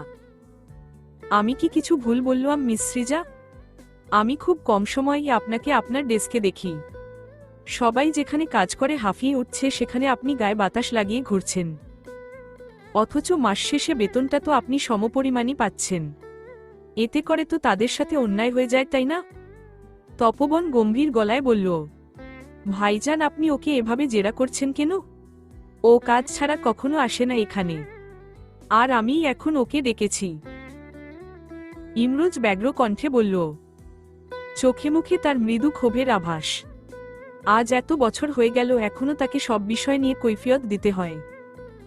এটা তার ইগো হার্ট করে। সে এখন আর ছোট নয়। ধূসর বর্ণের দৃষ্টিদ্বয় সরু হয়ে গেল। তির্যক চাহনি ভাইয়ের দিকে স্থির রেখে তপবন নিজ জায়গায় অটল রইল। সে সৃজার দিকে তাকিয়ে কঠোর গলায় বলল, মিস সুজা, আগামী সপ্তাহ থেকে আপনার কাজের সেক্টর চেঞ্জ করে দেয়া হবে। আপনি মেন্টালি সেভাবে প্রস্তুতি নেবেন। সৃজা আকাশ থেকে পড়ল। সে অবাক কণ্ঠে শুধায়, অন্য সেক্টর মানে? স্যার, আমি এই সেক্টরের কাজে দক্ষ, অন্য সেক্টরের কাজ কিভাবে করব? দরকার পড়লে শিখিয়ে দেয়া হবে, আর যদি না পারেন তবে চাকরি থেকে রিজাইন করে নেবেন। আমি তো আর আপনাকে ঘোরাফেরা করার বেতন দিতে পারি না। আমি ঘোরাফেরা করি? স্যার, আপনার হয়তো কোথাও ভুল হচ্ছে। আমি নিজের সব কাজ যথাসময়ে সম্পন্ন করি। সৃজা প্রগল্ভ কণ্ঠে বলল, আপনার কাজের গতি দেখেই আমি এই সিদ্ধান্ত নিয়েছি। আপনার দ্বিমত থাকতেই পারে, আর এর সমাধানও রয়েছে। You can resign any time. Tapoban গমগমে স্বরে বলল। ইমরোজ আর রাগ ধরে রাখতে পারল না, ভাইজান, আপনি বেশি বেশি করছেন। সৃজা যথেষ্ট কর্মঠ একজন মেয়ে। আমার বেশিরভাগ কাজে ওই সাহায্য করে। আর তাছাড়া আমার আন্ডারে কে কাজ করবে না করবে সেটা আমি বিবেচনা করব, আপনি না। তপবনের দৃষ্টি সুচালো হয় আরও। তবে এই দৃষ্টিতে রাগের আভাস নেই। তার দ্বারা শাসন হয়, কিন্তু রাগ দেখানো হয় না। সে অদূরে দাঁড়িয়ে থাকা সৃজার উদ্দেশ্যে বলল, মিস সৃজা, আপনি এখন যেতে পারেন। তপবনের আদেশ রূপী নম্র কণ্ঠে সৃজা রীতিমতো রাগে কাঁপতে লাগল। সে জ্বলন্ত দৃষ্টি ইমরোজের দিকে নিক্ষেপ করে গটগট করে বেরিয়ে গেল কামরা থেকে। গমগমে গলায় ভাইয়ের উদ্দেশ্যে বলল, তুই হয়তো ভুলে যাচ্ছিস, অফিসে কাকে রাখা হবে না হবে সেটা সম্পূর্ণ আমার বিষয়। আর আমার সিদ্ধান্তের উপর আজ পর্যন্ত কেউ আঙুল তুলেনি, আব্বু পর্যন্ত নয়। সুজা অন্য সেক্টরের কাজ আত্মস্থ করে নিয়ে কাজ করতে পারলে ওয়েলকাম, নয়তো তাকে ইস্তফা দেয়া হবে। এটা আমার শেষ সিদ্ধান্ত। ভাইজান, আপনিও বোধহয় ভুলে যাচ্ছেন, আমিও এই কোম্পানির একজন ওনার। আমার অধিকার রয়েছে নিজের পছন্দ মতো কাউকে নিয়োগ দেয়ার। আর এটা বড় কোনো ইস্যু নয়। কিন্তু আপনি এটাকে এত গুরুতরভাবে নিচ্ছেন কেন? ইমরোজ রাগান্বিত স্বরে বলে। তপবন তখনও শান্ত দৃষ্টিতে তাকিয়ে আছে ইমরোজের রাগান্বিত চোখ দুটোর দিকে। শান্ত স্বরেই বলে, গুরুতরভাবে দেখতে হচ্ছে, কারণ একজন সাধারণ কর্মচারীর জন্য আমার ভাই ওভার রিয়্যাক্ট করছে। তার বড় ভাইয়ের সাথে রাগ দেখাচ্ছে। আমি এটাকে এখনো এতটা গুরুতরভাবে নেয়নি ইমরোজ। আশা করি আমার নেয়ার প্রয়োজন পড়বে না। আমার ভাইয়েরা বড় হয়েছে, তাদের ব্যক্তিগত জীবন হয়েছে, তাই আমি তাদের স্পেস দিয়েছি, একদম ছেড়ে দেইনি। আমায় এই বিষয় নিয়ে দ্বিতীয়বার কথা বলতে না হয়। বলেই তপবন চেয়ার ছেড়ে উঠে দাঁড়ায়। হাতের ফাইলটা ইমরোজের কাছে এগিয়ে দিয়ে বলল, ডিজাইন চেক করে তারপর ক্লায়েন্টের কাছে মেইল করবি। তাদের থেকে ডিটেইলস জানবি, ডিজাইন ঠিক আছে কিনা, অন্য কোনো পরিবর্তন চাই কিনা। বলেই তপবন গটগট করে বেরিয়ে যায় কামরা থেকে। তপবন যেতেই ইমরোজ রাগে ফাইলটা ছুঁড়ে মারল। হাঁটতে হাঁটতেই তপবনের গতি উদাসীন হয়ে পড়ল। ললাটে চিন্তার রেখা ফুটে ওঠে। রোজ ফোন করেছিল কিছুক্ষণ আগে। তার ভাষ্যমতে মেজ ভাই আর ভাবির জীবনের কিছু ঠিক নেই, কোনো সমস্যা আছে, এমন ভাবনা তার মাঝে আগে কখনো আসেনি। ভাইয়েরা বড় হয়ে গিয়েছে, তাই তাদের সব বিষয়ে খুঁটিনাটি খোঁজ খবর নেওয়া বন্ধ করে দিয়েছে। তবে আজকেই বিষয়টাকে নিয়ে সে গভীরভাবে ভাবল, ইমরোজ কি পরনারীর প্রতি আকৃষ্ট হচ্ছে? মূলত অন্তরালের এই শঙ্কাটিকেই গাঢ় করে দেয় সুজা। সুজার সাথে ইমরোজের সখ্যতা, প্রতিটা কাজে সৃজাকে সঙ্গে নিতে চাওয়া যেন আজকেই তার কাছে দৃষ্টিকটু লাগল। তাই ক্ষুদ্র এই শঙ্কাটিকেই আজ সে খতিয়ে দেখল। তবে ফলাফল যে ভয়ঙ্কর। মনে হলো এটা শঙ্কা নয়, এটাই সত্য। চোখের সামনে ভেসে ওঠে মৌনতা আর নায়েলের হাস্যোজ্জ্বল স্নিগ্ধ মুখ। মস্তিষ্কে ভয়াবহ বিভ্রাট লেগে গেল তপবনের। এত বছরে তার সেজে ওঠা ভরপুর পরিবারটা এমনি থাকবে তো, নাকি আবারও কোনো ঝড় আসছে? বিকাল 5টা। তানশান মাত্র বায়োলজি কোচিং থেকে ফিরেছে। সাইকেল রেখে ঘরে ঢুকেই ব্যাগটা ছুঁড়ে মারে সোফায়। ক্লান্ত স্বরে জোরে জোরে ডাকতে লাগল, মেজমা, মেজমা। শাশুড়ির তলবে সদ্যই তার ঘরে ঢোকা মৌনতা আর রূপকথার গতিরোধ হল তানশানের ডাকে। মৌনতা গলা উঁচিয়ে বলল, তানশান আব্বু, তোমার দাদুমণির ঘরে আমি। তানশান সোজা দাদুমণির ঘরে গিয়ে একগাল হাসল দাদুকে দেখে। মৌনতার কাছে গিয়ে তাকে পেছনে থেকে দুহাতে জড়িয়ে ধরে কাঁধে থুতনি ঠেকিয়ে আহ্লাদি গলায় বলল, মেজো মা, খিদে পেয়েছে, স্যান্ডউইচ বানিয়ে দাও। মৌনতা স্নেহের হাসি দিয়ে বলল, খিদে পাবে না? সারাদিন এত ছোটাছুটি, দুপুরে এতটুকু খেয়েই দৌড় দিয়েছ কোচিংয়ে, চলো আমি দিচ্ছি। তানশান আর মৌনতা ঘরের বাইরে পা বাড়াতে নিলেই নির্জনা বেগম পিছু ডাকল। নম্র কণ্ঠে বলল, তোমার মেজো মা অসুস্থ তানশান, পায়ে ব্যথা, তাকে রেস্ট নিতে দাও। এখন তোমার মা আছে, যা দরকার তাকে বলবে। সে তো বলেই বসেছে তার একজন ছেলে আছে। বড় বৌমা যাও, তানশান কি চায় বানিয়ে দাও। এরপর থেকে সব বিষয়ে মৌনতাকে ডাকা বন্ধ করো। তার শরীর খারাপ থাকে। মেজো মায়ের অসুস্থতার কথা শুনে তানশান চিন্তিত কণ্ঠে শুধায়, তোমার পা এখনো ভালো হয়নি? আচ্ছা, দরকার নেই, কাউকে কিছু করার দরকার নেই। আমি না হয় অন্য কিছু খেয়ে নেব। অন্য কিছু খাওয়ার দরকার নেই, আমি বানিয়ে দিচ্ছি। তানশানকে বলেই মৌনতা পরপরই শাশুড়ির উদ্দেশ্যে বলল, আমার পায়ের ব্যথা কম আম্মা, কথা এটা বানাতে পারে না। আমি বরং আজ যাই, পরে না হয় ওকে শিখিয়ে দেব। কোনো কিছু কালকের জন্য ফেলে রাখতে নেই, যা শেখার তৎক্ষণাৎ শিখতে হয়। তাকে বলে দাও কিভাবে বানাতে হবে, সে বানিয়ে দেবে। নির্জনা বেগম বলল। তানশান পুনরায় দ্বিরুক্তি করতে গেলেই সুশ্রাব্য নারী কণ্ঠ ভেসে আসলো, আমি বানাতে পারবো ভাবি। আপনি বলে দিন কিভাবে বানাতে হবে, আমি বানাচ্ছি। রূপকথার কথায় মৌনতা স্মিত হেসে তাকে পদ্ধতি বলে দিল। রূপকথা সেটা শুনে সোজা রান্নাঘরে চলে যায়। মৌনতার কথা মতো স্যান্ডউইচ বানাতে লাগল। খাবার ঘরের টেবিলে বসে অপেক্ষা করছে তানশান। তার খুব খিদে পেয়েছে। এই সময়টাতে তার খিদে পায়, ভারী কিছু খেতেই হবে, আর সেটা মৌনতার হাতের স্যান্ডউইচ। তপবনের পর মৌনতা আর নির্জনা বেগমই তানশানের সকল খেয়াল রাখে। রূপকথা রান্নাঘর থেকে উকি দিয়ে দেখে ক্ষুধায় অস্থির তানশানকে। ছেলেটার সাথে কথা বলতে তার ইতস্তত বোধ করে, নিজেকে কেমন ঘৃণ্য লাগে। তানশান কি তাকে খুব খারাপ ভাবে? সে কিছু করলে তা ভালো চোখে দেখবে তো? সে কাজের গতি বাড়িয়ে দ্রুত স্যান্ডউইচ বানিয়ে তানশানের সামনে দেয়। তানশান প্রতিক্রিয়াহীন সেটি খেতে লাগল। রূপকথা অধীর আগ্রহে তাকিয়ে আছে তানশানের মুখের দিকে। সে বোঝার চেষ্টা করছে তানশানের ভালো লাগছে নাকি। অর্ধেকটা খাওয়া হয়ে গেলে সে কিছুটা ইতস্তত মিহি কণ্ঠে শুধায়, কেমন হয়েছে? গোগ্রাসে খেতে থাকা তানশানের খাওয়া রোধ হল রূপকথার প্রশ্নে। সে এক পলক কথার উৎসুক মুখটির দিকে তাকায়। দৃষ্টি সরিয়ে বাকি ছোট্ট টুকরাটি মুখে পুড়ে থমথমে মুখে বলে, খারাপ না। রূপকথার মাথা থেকে একরাশ চিন্তা ছুটে পালালো তানশানের জবাবে। তার ঠোঁটের কোনো স্মিত হাসি ফুটে উঠল। তানশান স্যান্ডউইচ খেয়ে পানি পান করে নীরবে উপরে চলে যায়। রূপকথা প্রফুল্ল চিত্তে পুনরায় শাশুড়ির ঘরে যায়। শাশুড়ি ডেকেছিল তাকে। তুমি নাকি কলেজে ভর্তি হয়েছ? বরাবরের ন্যায় শাশুড়ির গম্ভীর কণ্ঠের প্রশ্নে রূপকথা মিহি স্বরে জবাব দেয়, জি। নির্জনা বেগম কুশিকাটা রেখে রূপকথার মুখের দিকে দৃষ্টিপাত করে। চোখে চোখ রেখে শুধায়, কলেজে ভর্তি হয়ে কি করবে? শাশুড়ির অদ্ভুত প্রশ্নে কিয়ৎকাল হতবুদ্ধি হয়ে তাকিয়ে রইল রূপকথা। কলেজে ভর্তি হয়ে মানুষ পড়াশোনা ছাড়া আর কি করে? শাড়ির আঁচল আরেকটু দৃঢ়ভাবে জড়িয়ে নিয়ে নম্র কণ্ঠে বলল, পড়াশোনা করব। পড়াশোনা করে কি করবে? পুনরায় একই রকম অদ্ভুত প্রশ্নে রূপকথার ইতস্ততা, অস্বস্তি বাড়তে লাগল। সে আর চোখে তাকায় মৌনতার দিকে, যে কিনা তাকে দূর থেকে আশ্বাস দিচ্ছে। এখানে আসার আগেও তাকে বুঝিয়েছে শাশুড়ি যা বলে চুপচাপ শুনতে, যা বলার তপবন বলবে। তবুও প্রশ্নটি উপেক্ষা করার সাহস না থাকায় সে বলল, পড়াশোনা করে একজন বড় ডাক্তার হব। স্বামীর টাকায় পড়াশোনা করে ডাক্তার হয়ে তারপর স্বামীর মুখে চুনকালি মেখে অন্য ছেলের হাত ধরে পালিয়ে যাবে, তাই তো? নির্জনা বেগম চোয়াল শক্ত করে বলল। সদ্য সংসারের মারপ্যাচে পড়া মেয়েটি আশ্চর্য হয়ে গেল শাশুড়ির ঘৃণ্য মতাবাদে।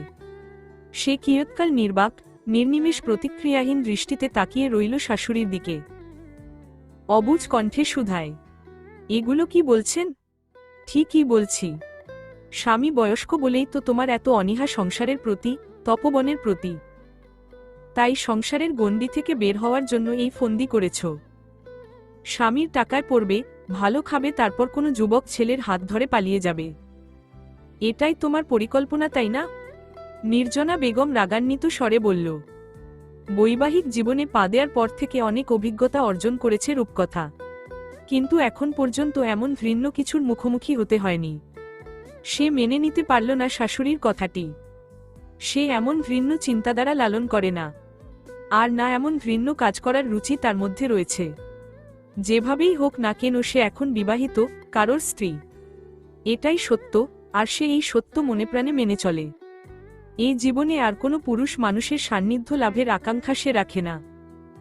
তবে সে কেন নীরবে মেনে নেবে শাশুড়ির এই জঘন্য মতবাদ? সব সহ্য করা যায়, কিন্তু বিনা দোষে চরিত্র নিয়ে কথা বলার সাহস কাউকে দেয়া উচিত নয়। টলমলে আঁখি তুলে তাকায় ক্রোধে লালচে বরণ ধারণ করা শাশুড়ির মুখের দিকে। দৃঢ় কণ্ঠে বলে, কারোর হাত ধরে পালিয়ে যাওয়ার ইচ্ছে থাকলে বিয়ের আগেই যেতাম আম্মা। আপনার বুড়ো ছেলের স্ত্রী হয়ে এখানে আপনার সামনে দাঁড়িয়ে থাকতাম না। কিন্তু আমার সেই রুচি আর ইচ্ছে তখনও ছিল না, আজও নেই, আর না কখনো হবে। বাহ, ভালো কথা জানো। তোমার মা তো বলেছিল মেয়ে কারোর সাথে উঁচু গলায় কথা পর্যন্ত বলে না। এখন তো দেখছি শাশুড়ির সাথে মুখে মুখেও তর্ক করো। এটাই তোমাদের আসল রূপ, তাই না? তোমাদের তো বংশেরই ঠিক নেই। বাবা ছিল চরিত্রহীন, ফেলে রেখে চলে গিয়েছে কার কাছে যেন। মা মিথ্যাবাদী, মেয়ের পেছনে পড়েছিল কতগুলো গুন্ডা, মাতাল। আর আমি এমন মেয়েকে দয়া দেখিয়ে ঘরে উঠিয়েছি। আমার উচিত হয়নি কোনো কিছু বিবেচনা না করেই হুট করে সিদ্ধান্ত নিয়ে নেয়া। নির্জনা বেগমের কথা সম্পূর্ণ করতে না দিয়েই মৌনতা ব্যগ্র কণ্ঠে বলল, আম্মা, কি বলছেন এগুলো? ওর বাবার কৃতকর্মের খোঁটা ওকে কেন দিচ্ছেন? এতে ওর কি দোষ? ও এমন মেয়ে নয় আম্মা। সবচেয়ে বড় কথা হলো আপনি অনিশ্চিত ভবিষ্যতের কথা ভেবে বর্তমানটা নষ্ট করছেন। তুমি চুপ করো মেজো বৌমা। আমাদের মাঝে কথা বলার দুঃসাহস দেখাবে না। নির্জনা বেগম ধমকে উঠল মৌনতাকে। মৌনতা চুপসে যায়। আজ পর্যন্ত কখনো শাশুড়ির সাথে তর্কে জড়ানো তো বহুদূর উঁচু গলায় কখনো কথা বলেনি সে।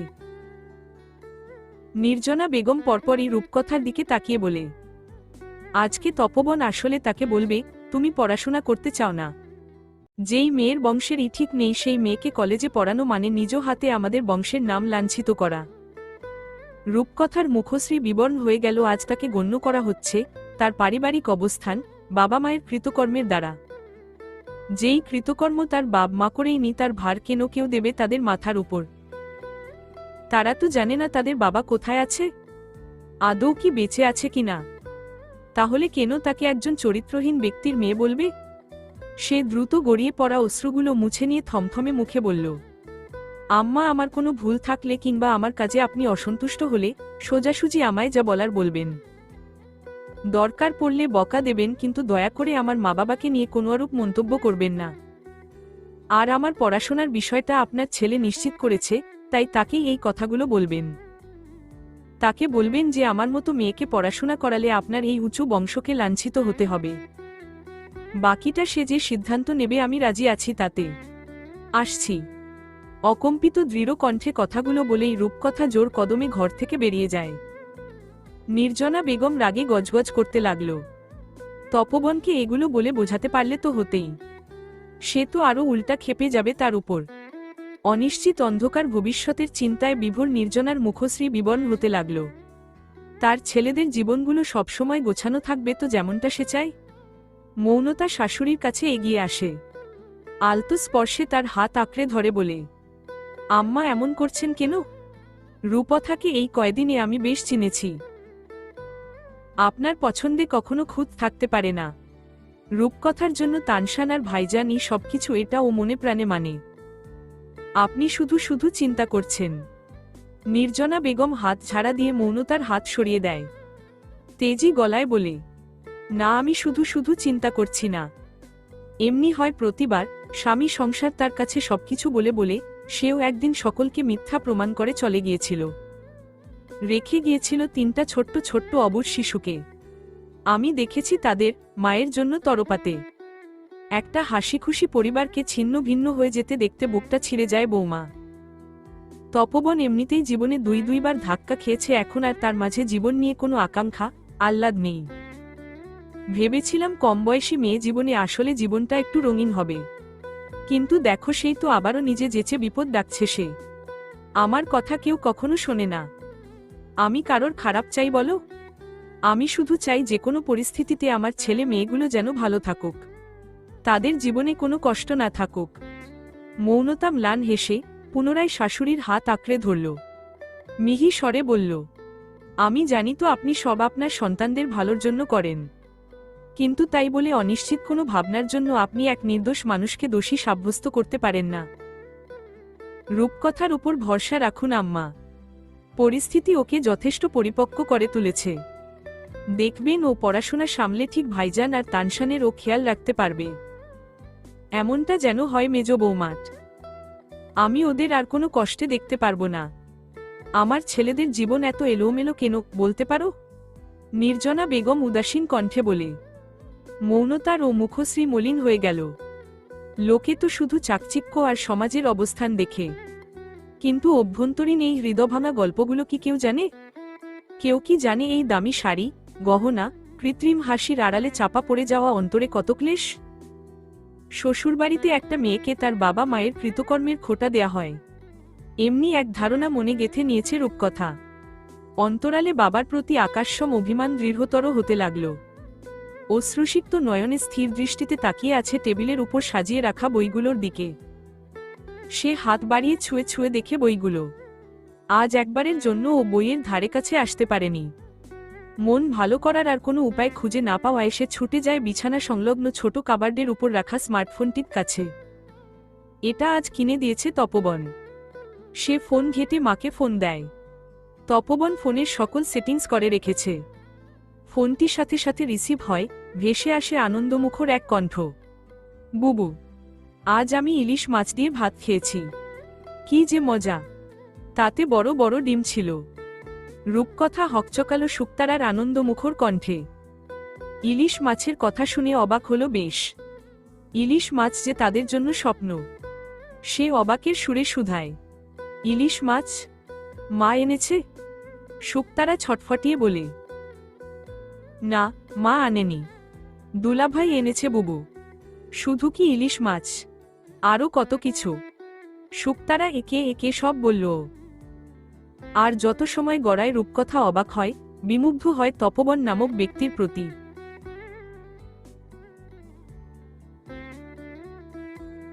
এই মুহূর্তে তার নিজের জন্য আর কোনো ক্লেশ নেই। জীবন যেদিকে তাকে নেবে সে গা ভাসাবে। তবে তার মধ্যে যদি কোনো ক্লেশ থাকে সেটা একমাত্র মা বোনের জন্য। আজ যেন সেটিও দূর হয়ে গেল। তার যে খুব ইচ্ছে হয় মা বোনকেও এভন ভালো ভালো খাবার খাওয়াবে। মুহূর্তেই ওই মানুষটা তার সকল চিন্তা, দুঃখ, মন খারাপ দূর করে দিল। রূপকথা অশ্রুসিক্ত নয়ন মুছতে লাগল। হাসি মুখে শুনতে লাগল বোনের উল্লাস, আনন্দে জর্জরিত কথা। সন্ধ্যা থেকে রূপকথা ঘর থেকে বের হয়নি। মৌনতা, নাইল আর রোজ ধীর পায়ে রূপকথার ঘরে ঢুকল। বারান্দার দরজায় দাঁড়িয়ে থাকা রূপকথার ভাবনাচ্ছেদ ঘটে। সে পিছু ফিরে প্রগাঢ় হাসে সকলকে দেখে। নাইল গুটি গুটি পায়ে গিয়ে রূপকথার পা জড়িয়ে ধরে। আদুরে গলায় শুধায়, তোমার মন খারাপ বড় মাম্মা? রূপকথা হাসি মুখে তাকে কোলে তুলে নিয়ে বলল, না তো, আমার মন খারাপ নয়। নাইল খুশি হয়ে গেল। উচ্ছ্বাস নিয়ে শুধায়, তাই? তাহলে কি তুমি আমায় পড়াবে? রূপকথা ভ্রু কুঁচকে তাকায় মৌনতা আর রোজের দিকে। অতঃপর নাইলকে জিজ্ঞাসা করে, তুমি পড়বে আমার কাছে? হু হু পড়ব। মাম্মা বলেছে তুমি অনেক ভালো করে পড়াতে পারো। মাম্মা অসত্য, আমায় পড়াতে পারে না। শেষের কথাটা নাইল চোখ মুখ কুঁচকে বলল। চোখে মুখে তার বিরক্তি। মা তাকে সবসময় বই পড়ায়, কিন্তু এখন ঠিকমতো পড়ায় না। মৌনতা ম্লান হেসে রূপকথাকে জিজ্ঞাসা করে, পড়াবে কথা? আমি ওকে ঠিকঠাকভাবে সময় দিতে পারি না। রূপকথা বেশ খুশি হয়। সে হাসি মুখে বলল, পড়াবো ভাবি, আমি চিন্তা করবেন না। আপনি নিজের শরীরের দিকে নজর দিন। নাইল সোনার, পড়াশোনা আমি দেখে নেব। তুমি কিন্তু আমায় বকবে না মাম্মার মতো। মাম্মা শুধু বকা দেয়, তুমি আমায় আদর করবে। আর অল্প অল্প পড়াবে, ঠিক আছে? তুমি না আমার ভালো মাম্মা? নাইল আহ্লাদি গলায় বলল। রূপকথা হেসে উঠল।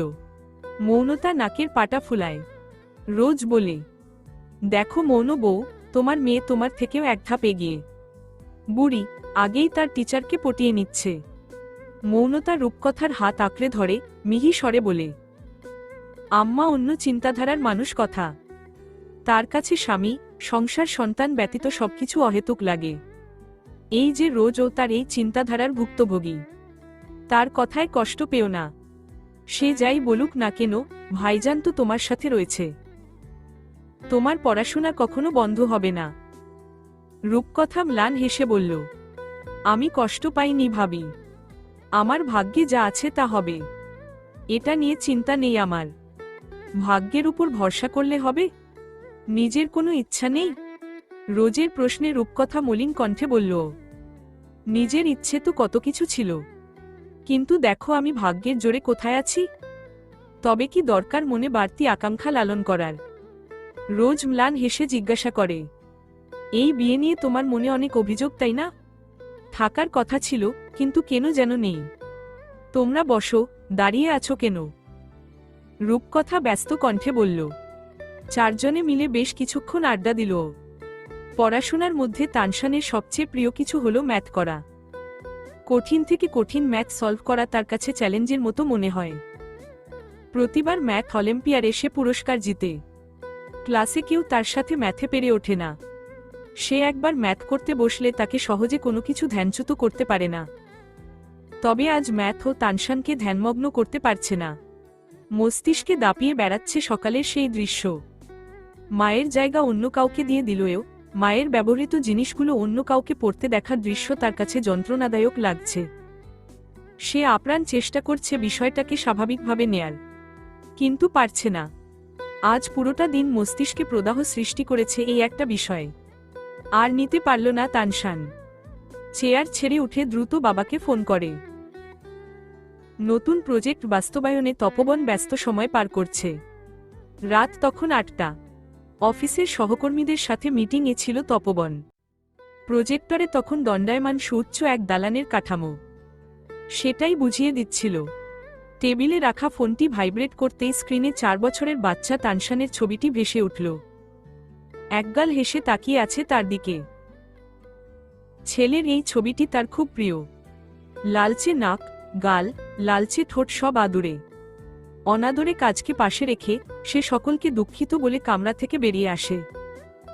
ফোনটি কানে ঠেকাতেই ভেসে আসে ছেলের জোরতা মিশ্রিত চঞ্চল কণ্ঠ, পাপা, আমি মাম্মার কাপড়গুলো আমার ঘরে এনে রাখি। ছেলের কণ্ঠ তখনই এমন থাকে যখন সে বাবার সাথে কথা বলতে ইতস্ততা বোধ করে। তপবন মিহি স্বরে শুধায়, কেন? অপ্রস্তুত নীরবতায় আচ্ছন্ন হল তানশান। তার কাছে তো এই প্রশ্নের জবাব নেই। এর জন্যই তার কণ্ঠ এতটা চঞ্চল ছিল, যেন বাবার এই প্রশ্নের সম্মুখীন তাকে না হতে হয়। জবাবহীনতায় ভোগা তানশান হেরে যাওয়া পথিকের মতো মিয়ে গেল। সে বিছানায় পা গুটিয়ে বসে মিনমিন করে বলল, I'm missing mamma, I want to touch her. তপবনের কর্মব্যস্ততা ম্লান হয়ে আসে ছেলের কথায়। বিনা দ্বিরুক্তিতে বলল, নিয়ে যাও। তানশানের মুখে হাসি ফুটে উঠল। পাঞ্জাবির পকেটে ফোনটি ঢুকিয়ে রেখে তপবন উদাসীন দৃষ্টি ফেলল অদূরে। জীবনটা আজ এমনভাবে পরিবর্তিত হয়েছে যে একদা যার জন্য পাগলপ্রায় হয়ে যেত, আজ তার নাম নিতেও কেমন ইতস্ততা বোধ হয়। ক্রমশই মেয়েটার অস্তিত্ব তার জীবন থেকে বিলীন হয়ে যাচ্ছে কি? ইদানিং হুটহাট সেই চঞ্চল মেয়েটার নাম উচ্চারণ করতে পারে না, ঘরে ঢুকলেও সাবধানে চলাচল করে যেন মেয়েটির কোনো কিছু নতুন মানুষটার চোখে না পড়ে আর মন খারাপ না হয়ে যায়। কেন সে এরোজের মতো জেদি, রাগজটা হতে পারে না? ছেলেটা অন্তত নিজের জেদ, রাগের দ্বারা নিজের জীবনের স্বকীয়তা তো ধরে রেখেছে। কিন্তু সে তো তা পারে না। তাকে স্রোতের তালে গা ভাসাতে হয়। ঘরের বড় ছেলেটাকে সবার কথা চিন্তা করতে হয়, দায়িত্ব পালন করতে হয়। যেই দায়িত্বের আড়ালে চাপা পড়ে যায় নিজস্ব চাওয়া পাওয়া। কখনো জেদ দেখিয়ে বলতে পারে না, সে জীবনের ওই থমকে যাওয়া সময়টাতে থাকতেই স্বাচ্ছন্দ্য বোধ করে। কারোর স্মৃতি আঁকড়ে বাঁচা অনেক সহজ, কারোর স্মৃতি মুছে ফেলে অন্য কাউকে গ্রহণ করার থেকে। উষ্ণ নিঃশ্বাস বেরিয়ে আসে নাসারন্ধ্র থেকে। পা চালিয়ে পুনরায় মিটিং রুমে ঢোকে। রূপকথা আজ আর ঘর থেকে বের হয়নি। মৌনতা চলে যাওয়ার পরে সে বই নিয়ে বসেছে। দরজায় কেউ নক করাই সে গলা উঁচিয়ে বলল, দরজা খোলা, ভেতরে চলে আসুন। তানশান লম্বা শ্বাস ফেলে দরজা আঁকড়ে ধরে হালকা মাথা ঢুকিয়ে তাকায়, পুরো ঘরটিতে চোখ বুলায়। সোফায় বসা মানবীর সাথে দৃষ্টিতে দৃষ্টি মিলে যেতেই সে বলল, কিছু দরকার ছিল। আমি কি আপনার ঘরটা 10 মিনিটের জন্য ব্যবহার করতে পারি? খাতা কলম হাতে রূপকথা আচমকা আঁকড়ে ধরা সংকোচ উপেক্ষা করে ঘন ঘন মাথা নেড়ে বলল, তোমার বাবার ঘর, যতক্ষণ ইচ্ছা তুমি ব্যবহার করতে পারো। আমি কি বের হয়ে যাব? তানশান দরজা ছেড়ে সোজা হয়ে দাঁড়ায়। দরজা চাপিয়ে ভেতরে ঢুকে বলে, দরকার নেই। আমি শুধু কাবার্ড থেকে কিছু জিনিস নেব। ওহ আচ্ছা। রূপকথা নিভিন্ত স্বরে বলে পুনরায় মগ্ন হল নিজের কাজে। তানশান হাতে করে নিয়ে আসা লন্ড্রি বাস্কেটটি কাবার্ডের সামনে রাখে। কাবার্ডের উপর থেকে চাবি নামিয়ে মায়ের কাবার্ডের দরজাটি খুলতেই তানশানের বুক জুড়ে প্রশান্তি ছেয়ে গেল। কতদিন বাদ মায়ের সান্নিধ্যে আসলো। সে স্মিত হেসে মায়ের কাপড়সহ জুয়েলারিগুলো ছুঁয়ে ছুঁয়ে দেখে। সে সব কাপড়গুলো নামিয়ে ধীরে ধীরে বাস্কেটে রাখে। রূপকথা কলম মুখে নিয়ে আর চোখে দেখে তানশানের কাজ। মুখে তার মৃদু হাসি ফুটে উঠল তানশানের কাজের ধরনে। এতটা যত্ন করে স্পর্শ করছে যেন এটা কোনো সাধারণ কাপড় নয়, বরং তার মা। কাপড়গুলো এমনভাবে ধরছে যেন এলোমেলো না হয়ে যায়। সে পুনরায় নিজের খাতায় দৃষ্টিপাত করতেই তার মেজাজ বিগড়ে যায়। আজ ম্যাথ করতে বসেছে, অথচ একটা ম্যাথও এখন পর্যন্ত সলভ করতে পারেনি। শুধু প্রশ্ন তুলে বসে আছে। সে সেটাকে নিয়ে ঘাটাঘাটি করতে লাগল। কাবার্ডের পাশে লাগোয়া সোফায় বসে টি টেবিলের উপর খাতা রেখে ম্যাথ করছে রূপকথা। তানশান কাজ করতে করতে কোনোয়া চোখে তাকায় সেদিকে। কিন্তু সহসা তার কপাল কুঁচকে গেল রূপকথাকে ভুল সূত্র প্রয়োগ করতে দেখে। তবুও কিছু বললও না, নিজের কাজে মগ্ন হয়। কিন্তু তার দৃষ্টি বারংবার রূপকথার খাতায় গিয়ে আটকায়। লাগাতার ভুলভাল ম্যাথ করতে দেখায় তানশানের মধ্যে অন্যরকম এক উত্তেজনা ভর করে। জটিল থেকে জটিল ম্যাথ সলভ করা মানুষটা যদি লাগাতার ভুল ম্যাথ করতে দেখে তবে তারও কাছে কেমন লাগে। সে চেপে রাখতে পারল না নিজের উত্তেজনাকে। কপাল কুঁচকে শুধায়, আপনি বারবার ভুল সূত্র প্রয়োগ করছেন কেন? অনাকাঙ্ক্ষিত মানুষের অনাকাঙ্ক্ষিত প্রশ্নে রূপকথা হকচকিয়ে তাকায় তানশানের দিকে। অবুঝ কণ্ঠে শুধায়, হ্যাঁ। তানশান গম্ভীর মুখে বলল, আপনি ভুল সূত্র দিয়ে ম্যাথ করছেন। এতে করে তো সারাদিনেও আপনার ম্যাথ মিলবে না। তানশানের কথায় রূপকথা নিজের খাতার দিকে তাকায়। পরপরই কাঁধ ঝাঁকিয়ে ঠোঁট উল্টে বলল, ওহ, আসলে আমি ম্যাথে খুব খারাপ। এটা অনেকক্ষণ যাবৎ চেষ্টা করছিলাম, কিন্তু পারছি না। তানশান হাতের কাপড় ভাঁজ করতে করতে তার দিকে তাকিয়ে বলল, ম্যাথে খারাপ, তাহলে সায়েন্স নিয়েছেন কেন? এখানে তো সবই ম্যাথ। রূপকথা নিভু স্বরে বলল, আমি ডাক্তার হতে চাই, তার জন্য তো সায়েন্স প্রয়োজন, তাই না? হু। তানশান ছোট্ট করে জবাব দেয়। পুনরায় বলল, ওখানে কিউবের সূত্র বসবে। ওখানে মান দেয়া আছে 6, সেটা দেখলেই তো বোঝা যায় কিউবের সূত্র বসবে। কিন্তু আপনি স্কোয়ারের সূত্র প্রয়োগ করছেন বারবার। ওহ আচ্ছা, ধন্যবাদ। রূপকথা প্রফুল্ল হেসে বলল। তানশানের কথা মতো রূপকথা কিউবের সূত্র বসায়, কিন্তু সেটাও ভুল বসিয়েছে। তানশান ডানে বামে মাথা নেড়ে বলল, আপনি তো সূত্রই পারেন না, তাহলে ম্যাথ পারবেন কি করে? রূপকথা অবুঝপানে তাকিয়ে বলল, এটাই তো কিউবের সূত্র, তাই না? কিউবের সূত্র 2টা, আপনি অন্যটা বসিয়েছেন আর সেটাও ভুল বসিয়েছেন। তানশান বলল। রূপকথা না পেরে ঝিমিয়ে বসে রইল খাতার দিকে তাকিয়ে।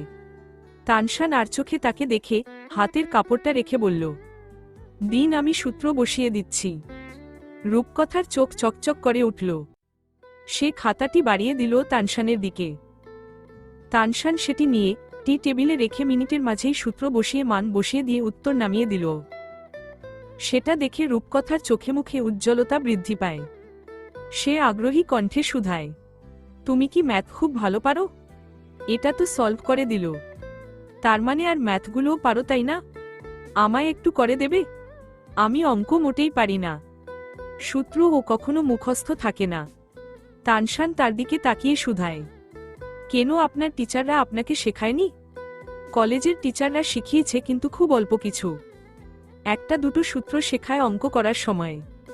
তারা তো প্রাইভেটে বিস্তারিত শেখায়, আর আমি তো প্রাইভেটে পড়িনি, তাই ভালো পারি না।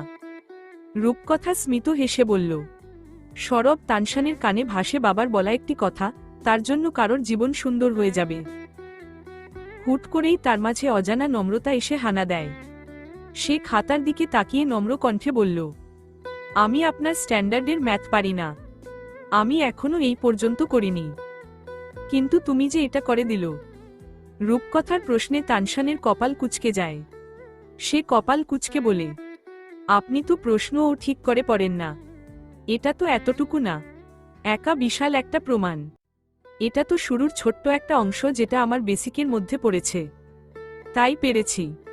কিন্তু ম্যাথটা এখানেই শেষ নয়, আরও আছে। এই যে এখানে দেখুন, এই সমীকরণটা প্রমাণ করতে হবে আপনাকে। রূপকথার উজ্জ্বলতা মিলিয়ে গেল। ভেবেছিল তানশান ম্যাথে ভালো হলে তাকে একটু সাহায্য করতে পারবে। প্রত্যেকবার এই ম্যাথের কারণেই সে খারাপ রেজাল্ট করে। এতে করে সে ডাক্তারিতে চান্স পাবে কি করে? সে নিভু স্বরে বলল, ওহ। তানশান পুনরায় কাপড় ভাঁজ করে লন্ড্রি বাস্কেটে রাখতে লাগল। রূপকথা সোফা ছেড়ে উঠে বারান্দায় চলে যায়। ফিরে আসে সকালের সেই স্কার্ফ হাতে। তানশানের কাছে এগিয়ে এসে বলল, এটাও নাও, গুছিয়ে রাখো। রূপকথার কথায় তানশান পিছু ফিরে তাকায়। রূপকথা স্কার্ফটি এগিয়ে দেয়। তানশান এক পলক তাকে দেখে বলে, দরকার নেই। রূপকথা ভাবনায় পড়ল, সে পড়েছে বলে কি তানশান এটা নিতে চাইছে না? এই ভাবনা থেকেই সে কৈফিয়তের সুরে বলল, সকালে কিছুটা বাধ্য হয়েই এটা পড়েছিলাম। আমার কাছে পরার মতো কোনো হিজাব ছিল না। এটাতে কোনো ময়লা নেই, আমি সুন্দর করে ধুয়ে রেখেছি। তানশান ফিরে তাকায় সংকোচে জর্জরিত মানবীটির দিকে। সে নম্র কণ্ঠে বলল, আমি তো জানতে চাইনি। এছাড়াও এগুলো কেউ পরবে না। ওটা আপনি রাখুন। আমি কেন রাখব? এটা তোমার মায়ের। নিশ্চয়ই তোমার কাছে খুব গুরুত্বপূর্ণ। রূপকথা অনেকটা সাহস নিয়ে উচ্চারণ করল বাক্যটি। তানশান শান্ত দৃষ্টিতে তাকিয়ে বলল, এতটাও গুরুত্বপূর্ণ নয়। আপনি রাখুন, ওটা আপনার জন্য উপহার। রূপকথা কিয়ৎকাল তাকিয়ে থাকে। মৃদু হেসে বলল, ধন্যবাদ। তানশান মাথা নেড়ে নিজের কাজ করতে থাকে। আর রূপকথা অঙ্ক করতে বসে। নিজের কাজ শেষ হয়ে গেলে তানশান বাস্কেট গুছিয়ে নেয়। আরেকবার প্রচেষ্টারত রূপকথার দিকে তাকিয়ে শুধায়, আপনি কি ম্যাথটা করতে পেরেছেন? রূপকথা ঠোঁট উল্টে না বোধক মাথা নাড়ল। তানশান বলল, আমার কাছে নোটগাইড আছে, আপনি চাইলে সেখানে দেখতে পারেন। এগুলোর সমাধান রয়েছে সেখানে। সত্যি? রূপকথা আচমকা উৎসুক কণ্ঠে শুধায়। তানশান মাথা নেড়ে সায় জানায়। রূপকথা বলল, ঠিক আছে দাও, আমার বই সব আমার রুমে। আমি কি বই এখানে দিয়ে যাব?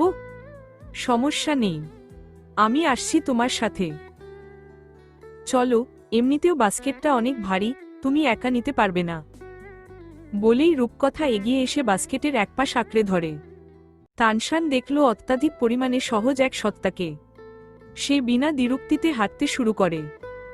আসলেই বাস্কেটটা বেশ ভারী।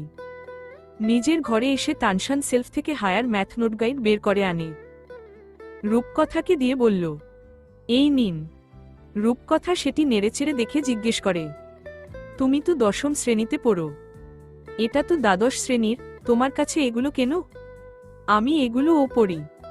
10ম শ্রেণীর ম্যাথ করা শেষ, তাই পাপা এখন একাদশ শ্রেণীর ম্যাথ করাই। এর জন্য এই বইগুলো কিনে রেখেছে পাপা। দরকার পড়লে এখান থেকে সমাধান দেখি। তানশানের কথায় রূপকথার চোয়াল জুড়ে হা হয়ে গেল। সে হা করে তাকিয়ে রইল। বিদ্যাসাগরের নাতিপুতি তো এখানে। সে তো 1 বছরে পুরো একটা বই কখনো শেষ করতে পারেনি। সেখানে এই ছেলে কিনা ক্লাসে ওঠার আগেই সেই ক্লাসের বই পড়া শেষ। ওহ, আমি কি এখানে বসে ম্যাথটা খাতায় তুলে নেব? রূপকথার কথায় তানশান বলল, আপনার ইচ্ছা। তানশান আনন্দিত চিত্তে নিজের কাবার্ডের কাছে যায়। কাবার্ডের একপাশ পুরো খালি করে। আজ থেকে মা তার সাথে, তার পাশে থাকবে। এই কটা দিন মাকে ছুতে না পেরে দম বন্ধ লাগছিল। অন্যদিকে রূপকথা স্বভাবসুলভ আচরণ দ্বারা ম্যাথটি মুখস্থ করতে লাগল। তানশান চোখ মুখ কুঁচকে ফিরে তাকাল। বাংলা রচনার মতো শব্দ করে ম্যাথ পড়তে দেখে হতবাক হয়ে শুধায়, আপনি ম্যাথ মুখস্থ করছেন কেন? রূপকথা হাস্যোজ্জ্বল কণ্ঠে বলল, তোমায় বলেছিলাম না, আমি ম্যাথে প্রচুর খারাপ। অঙ্ক আমার মাথাতেই ঢোকে না, আর বুঝিয়ে দেওয়ার মতো মানুষও নেই, তাই এভাবে মুখস্থ করি, নয়তো মনে থাকে না। তানশান আর সহ্য করতে পারল না পছন্দের বিষয়টির এত বেহাল দশা। সে সব কাজ ছেড়ে রূপকথার কাছে এসে চেয়ার টেনে বসে ল্যাম্পটা জ্বালিয়ে নোটগাইডটা টেনে নিয়ে বলল, ম্যাথ মুখস্থ করলে আপনি এটা ব্যতীত আর কোনো ম্যাথ করতে পারবেন না। আমি আপনাকে বুঝিয়ে দেব, তবুও আর কখনো ম্যাথ মুখস্থ করবেন না। মেডিকেলে চান্স পেতে হলেও বেসিক জানতে হয়, সেটাও খুব ভালোভাবে। তুমি আমায় বুঝিয়ে দেবে? রূপকথা সাগ্রহে শুধায়। তানশান বলে, চেষ্টা করব। আগে আমি বুঝে নেই, তারপর আপনাকে বুঝিয়ে দেব। জানি না কতটুকু পারব, তবে পাপাকে বলবেন সে আরো সুন্দর করে বুঝিয়ে দেবে। পাপা ম্যাথে খুব ভালো। রূপকথা মৃদু হাসল তানশানের প্রফুল্ল কণ্ঠে। দুজনেই খেয়াল করেনি কখন তারা একে অপরের সহপাঠী হয়ে গিয়েছে। সম্পর্ক যতটা তিত হোক না কেন, আমরা সেগুলো ছাপিয়ে এই ক্ষুদ্র ক্ষুদ্র তুচ্ছ কিছু সম্পর্ককে জোরদার করি। হয়তো একদিন ওই তিত সম্পর্কের ভিত্তিগুলো ফিকে পড়বে এই ক্ষুদ্র এবং তুচ্ছ সম্পর্কের কাছে। তানশান 10 মিনিট বসে নিজে বুঝল ম্যাথটি পড়ে রূপকথাকে বোঝাতে নিল। সুযোগ সুবিধা বঞ্চিত মেয়েটি আজ একটু পথপ্রদর্শক পেতেই যেন তার মেধা উজ্জীবিত হতে লাগল। পড়াশোনা নিয়ে অত্যাধিক পরিমাণে আগ্রহী মেয়েটি খুব সহজেই বুঝে গেল ম্যাথটি। তানশান গাইড বন্ধ করে নিশ্চিত হতে জিজ্ঞাসা করে, আপনি কি বুঝেছেন, নাকি আমি আবার বুঝিয়ে দেব? বুঝেছি, খুব ভালো করেই বুঝেছি। 2-1 বার চর্চা করলেই হয়ে যাবে। অসংখ্য ধন্যবাদ। রূপকথা হাস্যোজ্জ্বল মুখে বলল, জীবনে প্রথম কেউ এতটা সুন্দর করে তাকে ম্যাথ বুঝিয়ে দিয়েছে। আর সে বুঝেছেও। অঙ্ক বুঝতে পারলে এত শান্তি লাগে সে জানত না। আগে তো সবসময় অঙ্ক মুখস্থ করেই পাশ করেছে। এর জন্যই ম্যাথে অনীহা কাজ করে তার। আজ ম্যাথ নিয়ে তার আগ্রহ, ইচ্ছা আরও বেড়ে যায়। এখন একটু হলেও আশা জাগ্রত হচ্ছে মনে যে সে যদি ম্যাথ না পারে তবে তানশান দেখিয়ে দেবে। সে জিজ্ঞেস করে, আমার বেসিক অনেক খারাপ, তুমি কি আমায় একটু বেসিক শেখাবে? তানশান বই গোছাতে গোছাতে বলল, আমার থেকে পাপা বেশি ভালো পারে। আমাকে সে শিখিয়েছে, তাকে বলবেন সে শিখিয়ে দেবে। সে তো ব্যস্ত থাকে। রূপকথা মিহি স্বরে বলল, উহু, পাপা পড়াশোনার ব্যাপারে কখনো ব্যস্ততা দেখায় না। তানশান নাকচ করে বলল, ওহ। রূপকথা ছোট্ট করে জবাব দেয়। বই গোছাতে গিয়ে তানশানের হাতে বাঁধে অপরিচিত একটি খাতা। এটা তার নয়। সে খাতার উপর নাম দেখে গোটা গোটা অক্ষরে রূপকথা লেখা সেথায়। এমন নাম সে কখনো শোনেনি। কপাল কুঁচকে গোটা গোটা অক্ষরের দিকে কৌতূহলী ধূসর বর্ণের দৃষ্টি স্থির রেখেই সে জিজ্ঞাসা করে, নাম কি আপনার? রূপকথা। কথা মৃদু হেসে জবাব দেয়, ফেইরি টেইল। সুন্দর নাম। তানশান অদ্ভুত কণ্ঠে বলল, মুখে তার স্মিত হাসি। রূপকথা ফ্যালফ্যাল করে তাকিয়ে রইল তানশানের দিকে। এতদিন ভাবত বাবা ছেলের চেহারা আর বাহ্যিক কাঠামোই এক, কিন্তু এখন তো দেখছে মস্তিষ্কটাও এক। তপবন লম্বা লম্বা পা ফেলে উপরে ওঠে। মিটিং শেষ করেই চলে এসেছে। তানশানকে পড়াতে বসতে হবে, নামাজ পড়তে হবে। সে হাঁটতে হাঁটতেই স্বভাবসুলভ আচরণ দ্বারা প্রথমে ছেলের ঘরে ঢোকে। চাপিয়ে রাখা দরজা খুলে ভেতরে উকি দিতেই তার দৃষ্টি সচকিত হয় তানশান আর রূপকথাকে হাসিমুখে কথা বলতে দেখে। কিয়ৎকাল অবাক চোখে তাকিয়ে থাকে, কিন্তু খুব দ্রুত সেই অবাকের রেশ কাটিয়ে শান্ত স্বরে শুধায়, তোমরা কি করছো? রূপকথা আর তানশান চকিতে দরজা পানে তাকায়। তানশান বাবাকে দেখে চঞ্চল কণ্ঠে বলল, সে ম্যাথ একদমই পারে না পাপা, তাকে ম্যাথ শিখিয়ে দাও। তপবন ততক্ষণে ঘরে ঢুকে গিয়েছে। দরজা চাপিয়ে চাদর হাতে এগিয়ে আসে তাদের কাছে। রূপকথার দিকে কপাল কুঁচকে তাকিয়ে শুধায়, ম্যাথ পারো না? ম্যাথ না পারলে সায়েন্স নিয়েছ কেন? এখানে তো সবই ম্যাথ। রূপকথা এবার আর অবাক হল না বাবা ছেলের একই মন্তব্যে, বরং সে রাগে অপমানে নাকের পাটা ফুলালো। এমনিতেই শাশুড়ির ওইসব তিত কথা মাথায় ঘুরছে, তার উপর এই বাবা ছেলের এমন কথায় তার মুখটি থমথমে হয়ে গেল। সে তপবনের দিকে চোখ মুখ কুঁচকে এক পলক তাকিয়ে খাতা হাতে গটগট করে বেরিয়ে যায় কক্ষ থেকে। তপবন ভরকে গেল রূপকথার রেগে যাওয়া দেখে। সে তানশানের দিকে তাকিয়ে অবুঝ কণ্ঠে শুধায়, কি হলো, রেগে গেল কেন? তানশান কাচুমাচু করে উঠল বাবার প্রশ্নে। কাচুমাচু করেই বলল, কারণ আমিও তাকে এই একই কথা বলেছিলাম। তাই নাকি? তপবন কপাল কুঁচকে গম্ভীর গলায় বলল, তুমি কেন এই কথা বলেছ তাকে? সে তোমার থেকে বড়, এই কথা শুনলে লজ্জা পাবে না? এটা ঠিক করনি তানশান। সরি পাপা। তানশান অনুতাপের কণ্ঠে বলল। তপবন তার মাথার চুল এলোমেলো করে দিয়ে বলল, সমস্যা নেই, এরপর থেকে এমন কথা আর কখনো বলবে না। আমি তো বড়, বলল কিছু মনে করবে না, কিন্তু তুমি তো ছোট। তোমার থেকে এমন কথা শুনলে লজ্জা পাবে, বুঝেছ? জি পাপা। তানশান মাথা নেড়ে বলল। তপবন পুরো ঘরে চোখ বুলিয়ে জিজ্ঞাসা করে, কাপড় চোপড় এনেছ? এগুলো এভাবেই রেখে দাও, পাপা নামাজ পড়ে এসে গুছিয়ে রাখব। তুমি পড়তে বসো। তানশান পড়তে বসে। তপবন ছেলের ঘর থেকে বেরিয়ে নিজের ঘরে যায়। ওষ্ঠকোণো ভর করে অপ্রকাশিত এক হাসির উজ্জ্বলতা। ইদানিং হুটহাট কেউ একজন তার সাথে অভিমান করে। আজ সকালেও এমনি এক অভিমানী দৃষ্টিতে তাকিয়েছিল তার দিকে। শপিং করার সময় হঠাৎ ভিড়ের মাঝে হারিয়ে গিয়েছিল মেয়েটি। যখন খুঁজে পেল তখন সংকোচহীন শক্ত করে আঁকড়ে ধরেছিল তার হাত, আর অভিমানী দৃষ্টিতে তাকিয়েছিল, কিন্তু মুখে একটি শব্দ বলেনি। তবে আশ্চর্য হলেও সে বুঝতে পেরেছিল ওই অভিমানী দৃষ্টির মানে। তাকে একা ছেড়ে কোথায় গিয়েছিল সে? তখন আপনা আপনি তার জিহ্বা থেকে বেরিয়ে আসে, তোমায় ছেড়ে কোথায় যাব? চলবে ইনশাআল্লাহ।